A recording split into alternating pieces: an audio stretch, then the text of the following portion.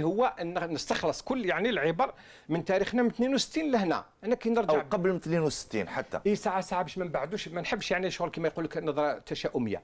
يا اخي ماشي انا اللي حطيتك تحت استعمار مده 2000 سنه، انت شعبنا قاعد هو تاريخنا الحقيقي. كاين ناس يزيفوا، انا نشفى في وقت الله يرحمهم ولد قاسم ويتترى كل شيء، يدير ياخذ واحد الافكار يقول لك الجزائر برمت اتفاق مع امريكا في 1800. يا ودي الاتراك اللي كانوا يديروها واش قاعدين تحكيوا انتم الجزائر؟ ما كنت جزائري دو لافير. الجزائر كان مرمي مسكين لهي في الجبال، مرمي لهي كان الترك والكولوغلي هما البحريه الجزائريه هي بحريه رومانيه عثمانيه من وقت يعني اخوه عروج.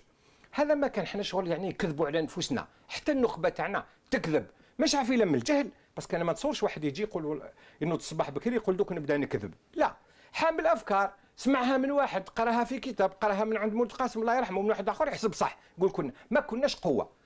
دونك اذا هادو 2000 سنه ماشي انا اللي ردتهم يعني متشائمه، عشنا في بؤس كبير.